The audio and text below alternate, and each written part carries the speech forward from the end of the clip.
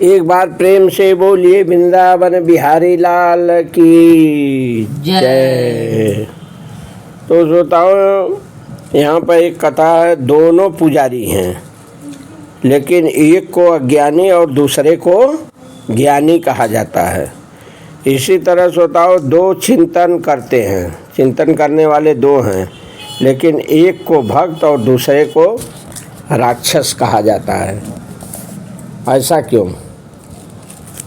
तो श्रोताओं, दोनों पुजारी हैं, लेकिन एक को अज्ञानी दूसरे को ज्ञानी कहा जाता है। तो अज्ञानी किसको कहा जाता है? पूजा दोनों कर रहे हैं श्रोताओं, ध्यान देना। तो जो व्यक्ति देवताओं की पूजा करते हैं उनको क्या कहेंगे? वे अज्ञानी हैं। पूजा करेंगे, बड़ी उन्नत करेंगे, देवलोक तक जाएंगे। तो देवलोक क्या है? वहाँ से भी तो पतन होगा।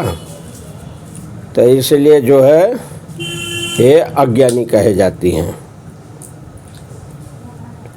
उन्हें कभी भी कृष्ण का चरम वरदान प्राप्त नहीं हो सकता। श्रोताओं, कृष्ण लोक उन्हें कभी भी नहीं मिल सकता। बड़ी उन्नत करेंगे तो वे देवलोक तक जाएंगे।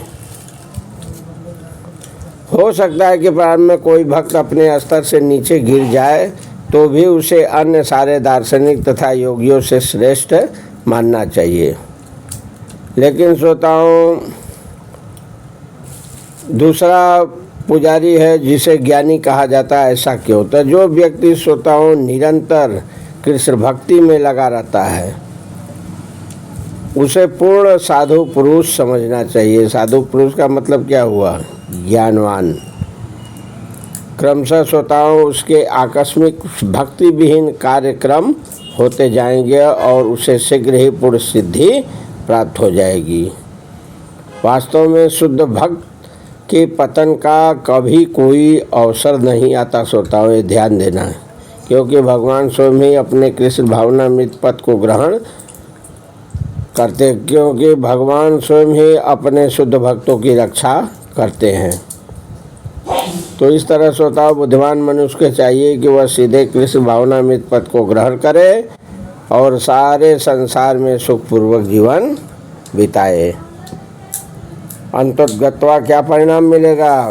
कृष्ण रूपी परम पुरस्कार उसे प्राप्त हो जाएगा। तो इस तरह श्रोताओं समझ गए, एक को जो है ज्ञानी और दूसरे को अज्ञानी क्यों कहा जाता है, जबकि दोनों पुजारी हैं।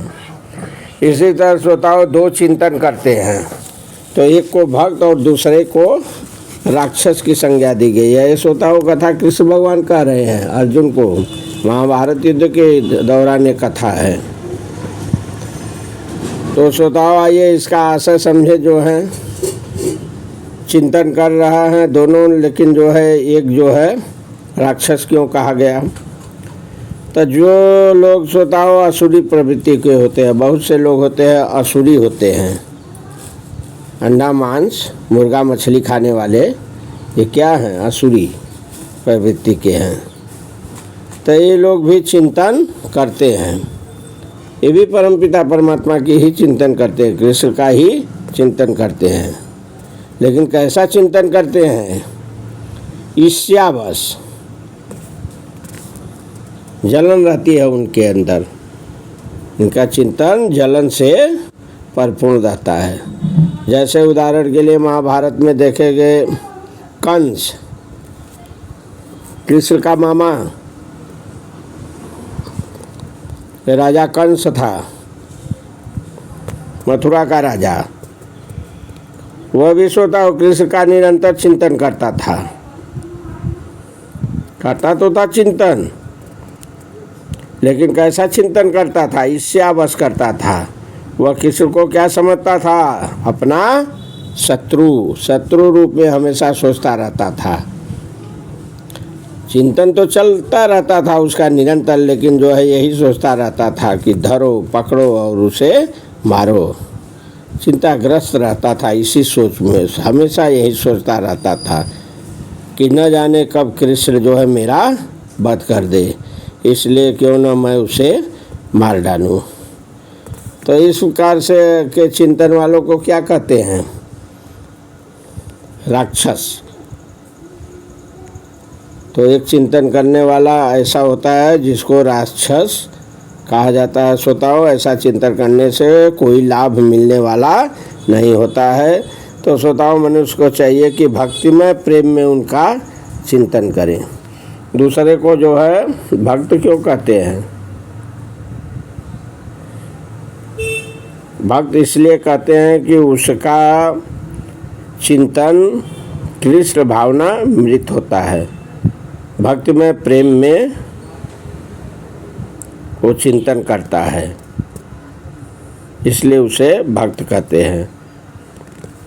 वह निरंतर कृष्ण तत्व का अनुसरण करता रहता है।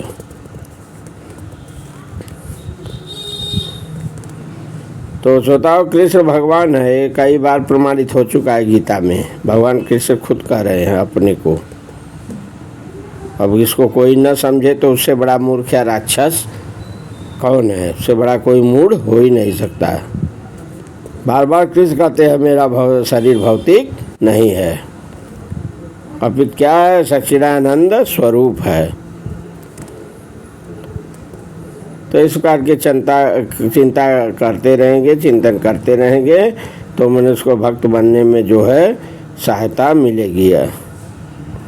अन्यथा अप्रमाणित साधन से कृष्ण का ज्ञान प्राप्त नहीं कर सकते, भक्त नहीं बन सकते।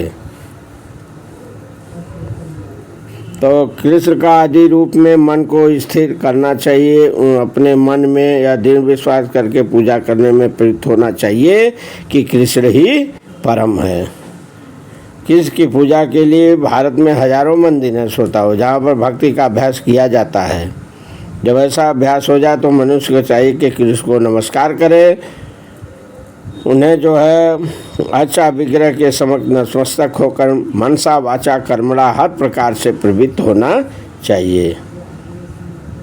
इस तरह से वह कृष्ण भावना में पूर्णतः तल्लीन हो जाता है, भक्तमय बन जाता है, उसे भक्त की संज्ञा दी जाती है। तो चिंतन दो किए जो है, लेकिन एक भक्त हुआ, एक जो है राक्षस हुआ। आपको अच्छी तरह समझ में आ गया हो।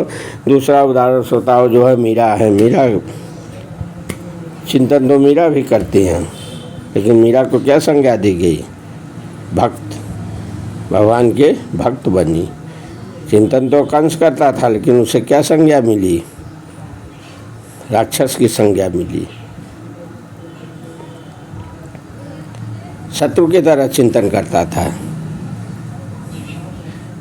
तो श्रवण कीर्तन आदि नवधा भक्ति जो मैंने पिछले वीडियो में बताया है, उसमें प्रवृत्ति होकर जो है भक्ति करनी चाहिए। शुद्ध भक्ति मानव समाज की चरम उपलब्धि है श्रोताओं।